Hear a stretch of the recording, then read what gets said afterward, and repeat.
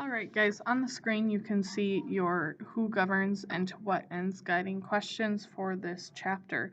The first question asked, did the founders expect the presidency to be the most important political institution? And if you think about our past and our experience with the British monarchy and so on, what have our founders really been focused on the executive? The answer is no. They had hoped that Congress would be the most important institution, and they really worried about a strong executive. 2, how important is the president's character in determining how he governs? This could vary, but generally you could say that presidential character does have an effect on how he or she governs. They influence public opinion, and in turn, that influences Congress. So if someone is well liked by the public and their policies are well liked by the public, there's going to be a push for Congress to take that action. A unified government, though, is also important. So when our president and our Congress are of the same political party, that's also going to have an effect on governing while that person is in office. The next question asks, should we abolish the Electoral College? And obviously this is an opinion question. Your answers will vary. But in our system, if no presidential candidate gets a majority, which actually happens pretty often, there would have to be a runoff election of sorts. That's as is if we were to get rid of the Electoral College. People argue that if we were to get rid of the Electoral College, that small political parties would have more of an influence in our government. There are other possible reforms that have been talked about, the one being a constitutional amendment. With a constitutional amendment, we would have to go through that full amendment process, which can be pretty rigorous, and it's very hard to get that done. Actually, changes to the Electoral College have been proposed many times in Congress, but have never passed beyond that. The other option would be for the states to change their election laws so that every state divides their Electoral College votes proportionally. Meaning, if you got 60% of the votes in North Dakota, you would get 60% of our electoral votes, which for us would be about 2 of our 3 votes. The last question asks, is it harder to govern when the presidency and the Congress are controlled by different political parties? We call that a divided government, and many people do think that it makes governing harder, but statistics show it doesn't really have a huge effect. There's actually more crossing of the aisle between political parties than we tend to think. And gridlock does not prevent laws from being passed. Oftentimes, presidents that operate in a divided government pass just as many important laws as those that operate in a unified government.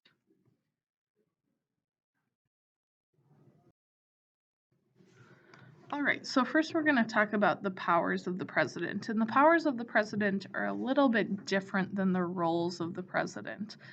Powers are explicitly given, oftentimes by the Constitution. Roles are kind of ways that they carry out those powers. So first, powers of the president alone. We have executive power. The president, according to the Constitution, has the power to take care that the laws be faithfully executed. That is their job. It is their job to enforce laws. The executive branch enforces laws. The president can also grant reprieves and pardons. Basically, that's the power of forgiveness, and it's a check on the judicial branch. And then finally, the president can convene special sessions of Congress. These are all actions that the president can take alone without any other consent. They also have military power. They're the commander-in-chief of the armed forces. Here you see President Obama and a number of aides in what we call the Situation Room. They also commission officers of the armed forces, so they select those people, and those people don't need to be approved by the Senate. And then they have some diplomatic powers. They can send and receive ambassadors to foreign countries, again, without approval from the other branches of the government. There are some powers of the president that are shared with the U.S. Senate and Congress as a whole. As far as diplomatic power goes, the president can make treaties with 2/3 approval of the U.S. Senate. They can also appoint ambassadors rather than sending them when they actually need to get their job. They do need to be approved. When they're acting in their job, they don't need to. So, to appoint ambassadors, the president must receive a vote of a simple majority of the Senate. As far as executive power goes, the president has appointment power, so they can select people for some of the highest roles in our government. And again, they need a simple majority of the Senate to approve. These are judges, cabinet members, and so on. The president also shares some power with Congress as a whole. The president has veto power, or the power to say no, and approve or disapprove of legislation. However, Congress is able to check the president in terms of their power to veto, and Congress can override those vetoes. Though in reality, only about 4% of laws get overridden. All right, so sometimes people joke about the imperial presidency, the president who has too much power, and sometimes that is in their power to say no. All right, so the power to say no includes the veto. And veto is just saying no to a bill passed by Congress. Oftentimes when the president signs or elects to veto a bill, they sign a veto message. Veto message is a statement from the president saying basically why he will not sign a bill. And he must veto a bill within 10 days of its presentation. However, the president also has pocket veto power, which means that if the president chooses not to sign the bill will automatically fail if he does not sign it within 10 days of presentation. They also have line item veto. That means that they can block just a particular provision of a bill, as you can kind of see in this comic. They'll take certain pieces, and then say, I don't approve of this line, and so on. Then there's signing statements, and signing statements are written statements that accompany a president's signature. So when they sign it into law, they issue a signing statement. And in a signing statement, they are going to explain their plans for enforcing the law. Sometimes they explain their plan to not enforce the law. So the question here says, are signing statements just an informal line item veto? Because essentially the president can say, I'm going to make this law, but I'm not going to enforce this part of it. Again, on this slide, you can see the definition of a signing statement. That's the written statement that accompanies the president's signature on a bill or law. And again, it details the interpretation of the law and their plans on enforcing the law. Signing statements are not mentioned in the Constitution, but are things that other presidents have done in the past, and so they've kind of become a precedent. All right, so a few more powers of the president here. The president has the power to issue executive orders, and those are orders that are issued by the president that carry the force of law. Some examples would be FDR's internment of Japanese Americans during World War II. That was not something passed by Congress, but rather was a executive order. Clinton's don't ask, don't tell policies for gays in the military. Another example of an executive order, one that was talked about a lot at the beginning of President Trump's term, was his immigration executive order. Those would all be examples. They act as law, but they don't have to go through that rigorous how a bill becomes a law process. agreements, and executive orders are to laws as executive agreements are to treaties. Executive agreements are international agreements that are made by the president that have the force of a treaty, and executive agreements do not require Senate approval. Oftentimes, these are trade agreements between the United States and other nations. So again, you can see some examples on your screen. Together, executive orders and executive agreements are called executive actions. President Trump signed 90 executive actions in the first 100 days of his term. The last piece here is executive privilege. An executive privilege means that certain information is withheld from the public, and that includes the courts and Congress. Some examples include Nixon's refusal to turn over the Watergate tapes. He knew that they were incriminating, so he didn't turn them over. And to invoke executive privilege, usually they need to claim some sort of national security issue or something. So the Supreme Court did take on a case, U.S. versus Nixon, and they didn't strike down the practice of executive privilege, meaning presidents could continue to do it and invoke it, but they ruled that in this case, Nixon had to turn over the tape. Another example would be Clinton's refusal to turn over evidence of an alleged affair with Monica Lewinsky. Kind of a similar story.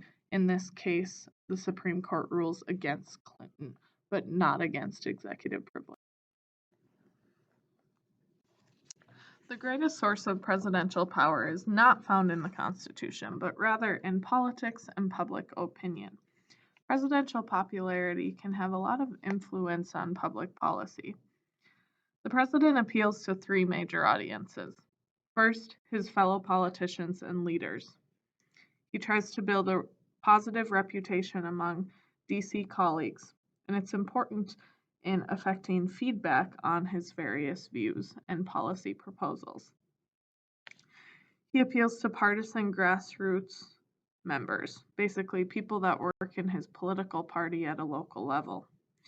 These are party activists as well as office holders outside of Washington, D.C.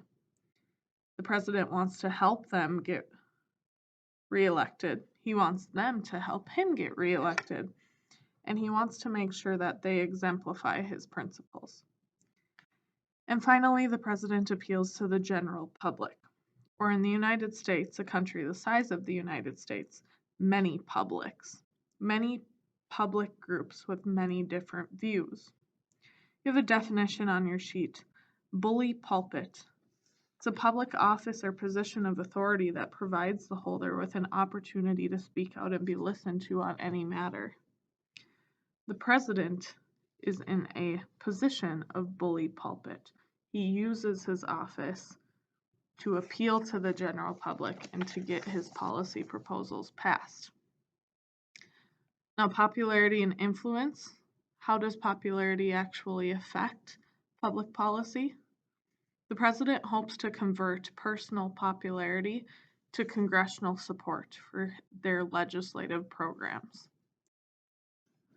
Now there's a video here, you can pause to watch this, about executive orders, and President Obama used them a number of questions that go along with that. Now your book always compares and contrasts government systems. Specifically, we look at parliamentary versus presidential systems. Now, in a parliamentary system like that of the United Kingdom, we have a prime minister who serves as the executive, and they're actually selected by the legislative majority. So whatever party is in power gets to select the prime minister. And in a parliamentary system, the prime minister is selected from the legislative body. The prime minister has no fixed term, but they can be removed at any time. They're forced to be removed if their party loses the majority in the legislative branch. Then there's the presidential system. The presidential system, like ours, the president and the legislative branch are elected separately. We have separation of powers between our executive and legislative. And these people all serve fixed terms, whether it be 2 years, 4 years, 6 years, everyone just serves for a certain amount. Then in a semi-presidential system, like that in France, the prime minister is selected and is subject to the parliamentary majority. So they have a prime minister that acts in sort of an executive role, but more so they're the head of the legislative. The president is elected separately. Now, again, just to compare and contrast, often our presidents are political outsiders, meaning they're not from Washington, D.C., they don't work in Washington, D.C., especially in the legislative branch. Our cabinet members are from outside of Congress, and there's no guaranteed majority in the legislature for a president, meaning presidents may face a divided government.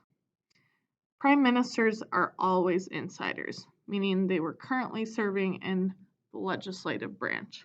They're selected from among those people. They choose members for their cabinet from the parliament. So the executive and the parliament are essentially one. And they always have a majority in parliament. If they were to lose their majority, they would also lose their position.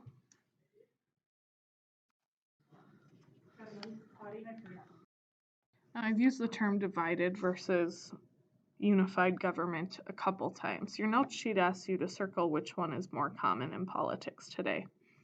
To answer that question, when President Obama became president in 2009, it was only the fourth time since 1969 that the same party, Republicans or Democrats, controlled both the House, the Senate, and the White House, so both the legislative and executive branches.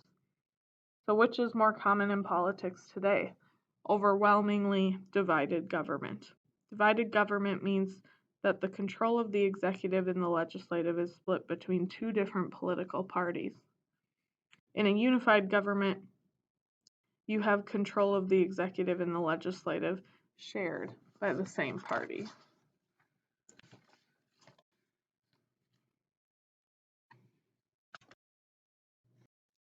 Now, before we move on to the evolution here, I have a few notes for you on gridlock and divided government. Gridlock is sort of that inability to move, inability to get things done in Congress. And it's not really clear that divided government produces a gridlock that's any worse than that which exists within a unified government.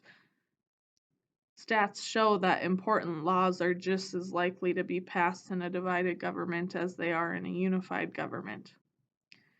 Your book questions if unified government is actually a myth. Because in our two-party system, there are disagreements between party members. Not all Democrats believe in the same thing, and not all Republicans believe in the same thing.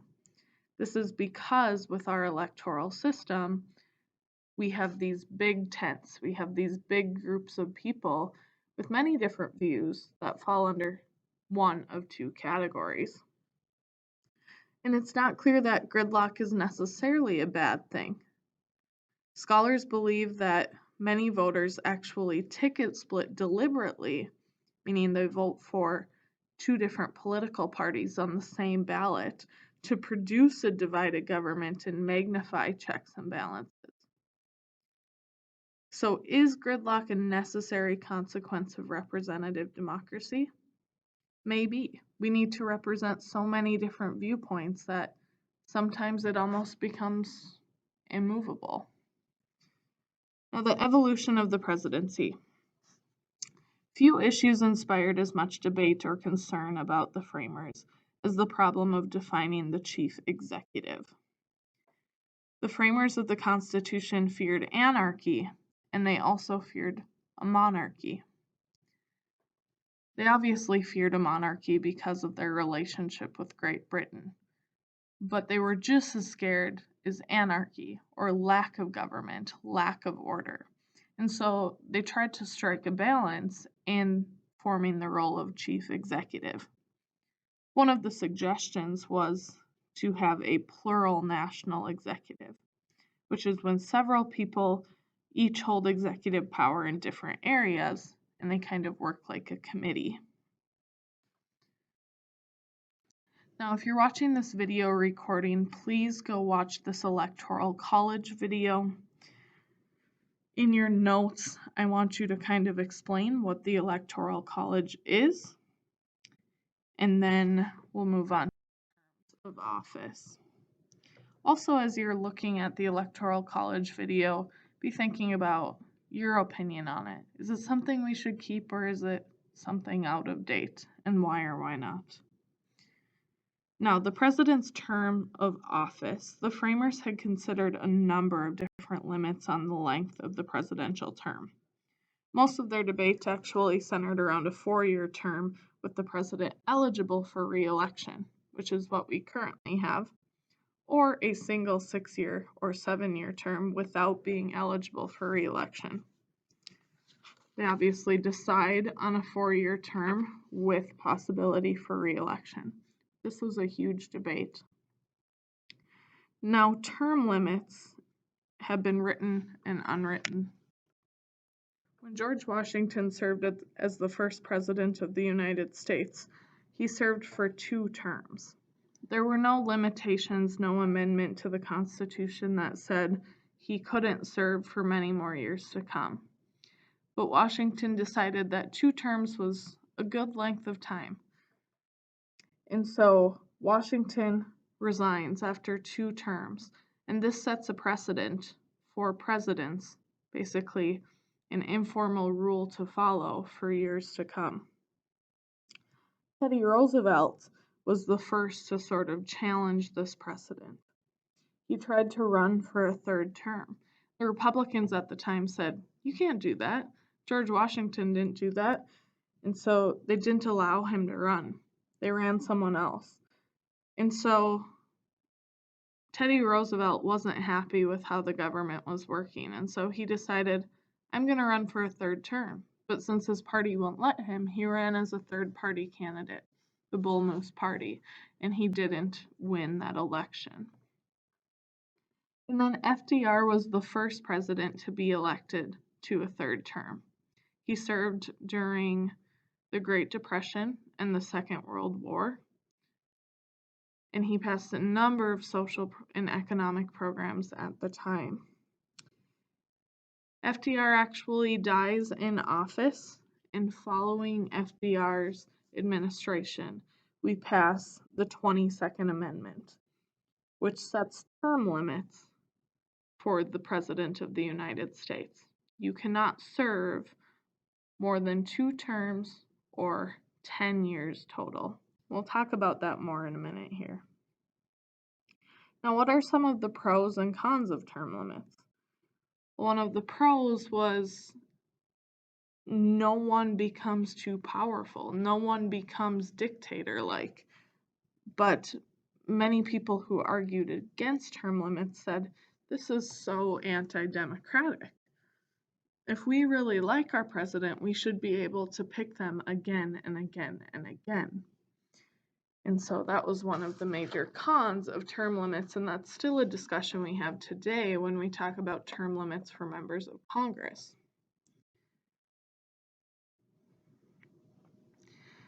Now, the first presidents were pretty modest in their actions. The president wasn't a huge role in society, but they did establish legitimacy for that role. They made modest decisions, and they made decisions where it mattered. So they established legitimacy. And the first presidents were some of the most prominent men in the United States. All were active in either the independence movement or in the founding of the United States.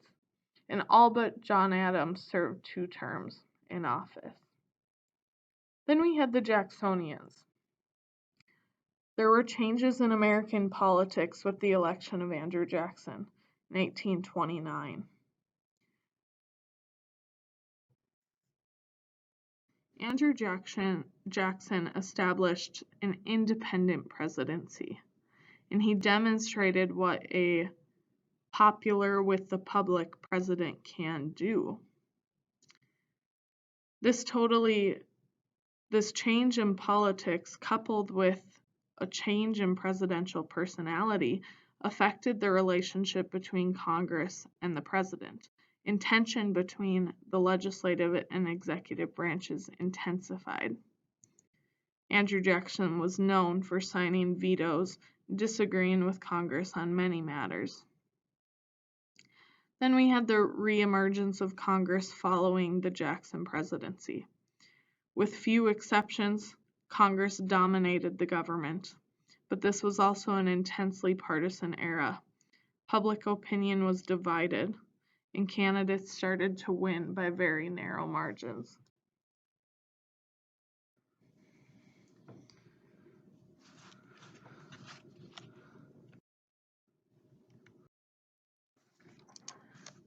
Now, when a president runs for office, they usually have some goals, some initiatives, some things they want to see get done.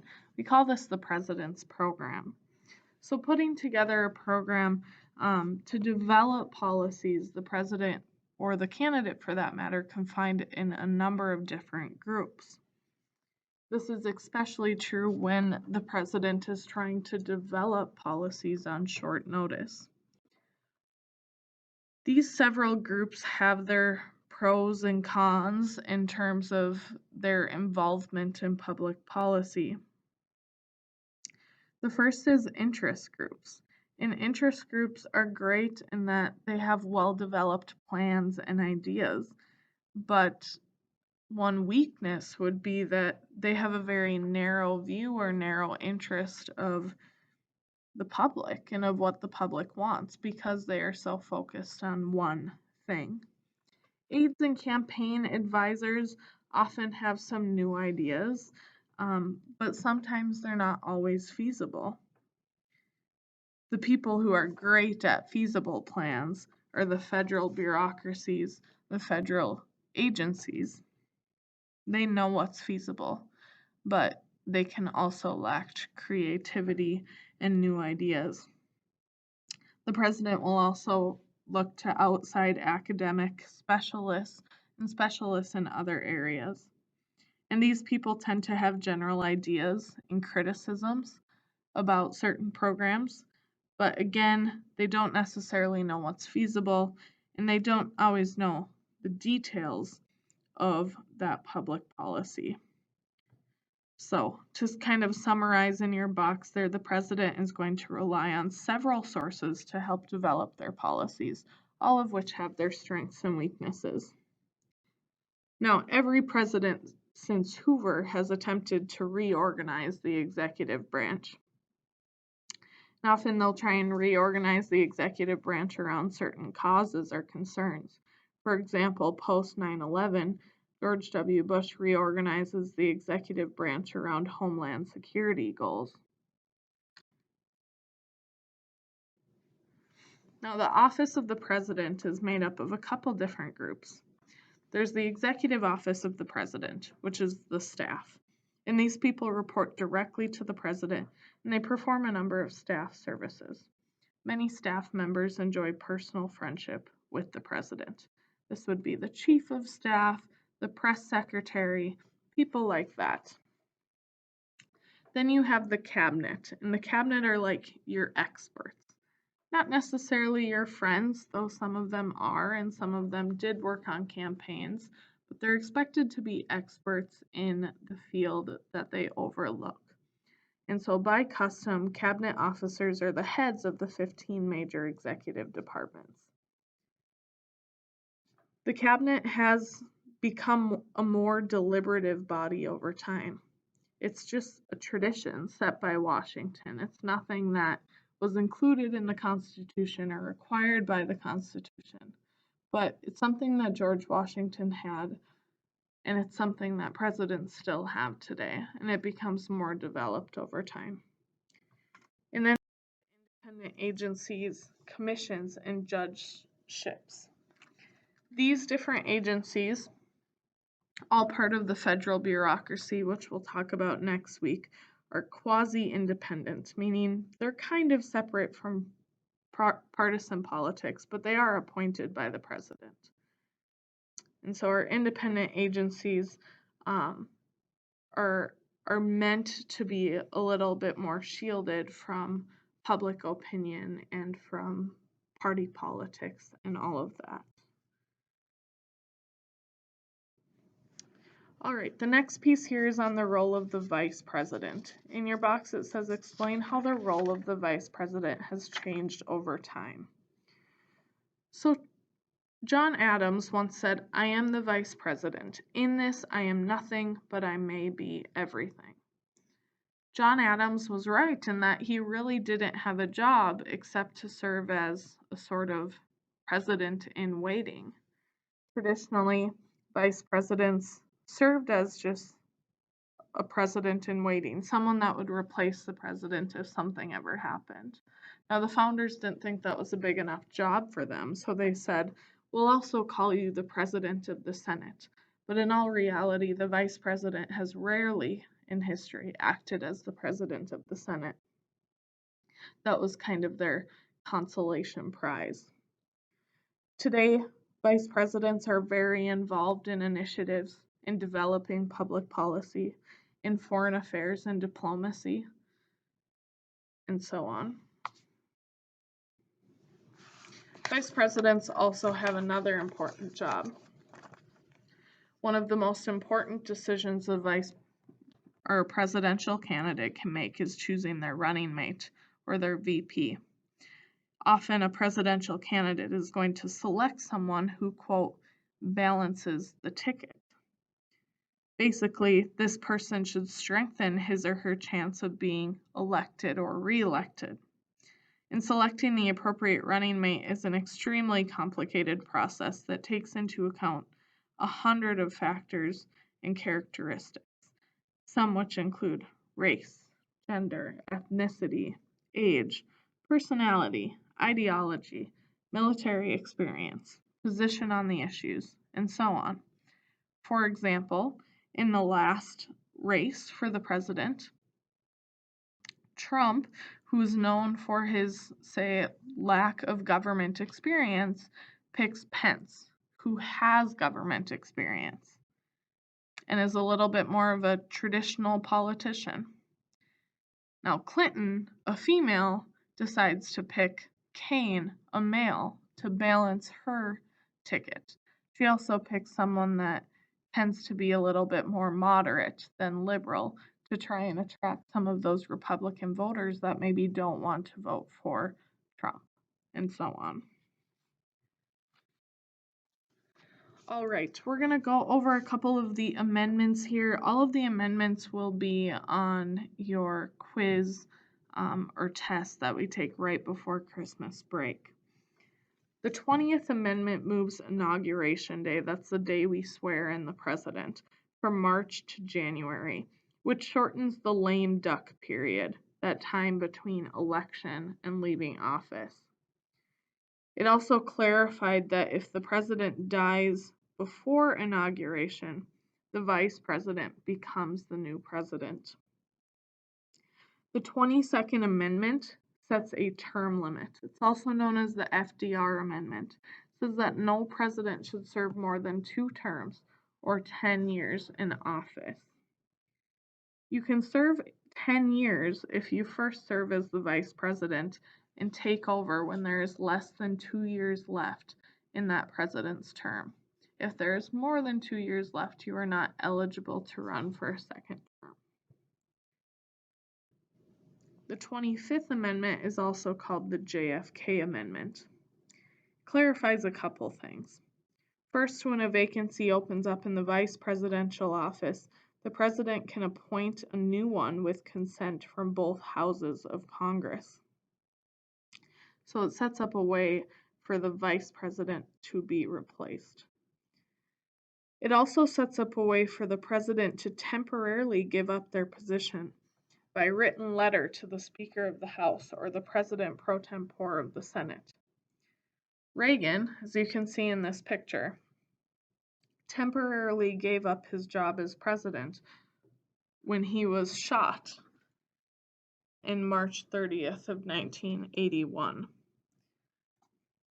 George W. Bush has also used the 25th Amendment to temporarily vacate the office of the presidency 2 times because he went under anesthesia, general anesthesia, for colonoscopies. And 3, the vice president and the majority of the cabinet can write a letter to remove the president, or 2/3 of Congress can declare the president unable to rule. That would happen in a case where the president wasn't able to write the letter himself, and so on. The next boxes here are about the First Lady.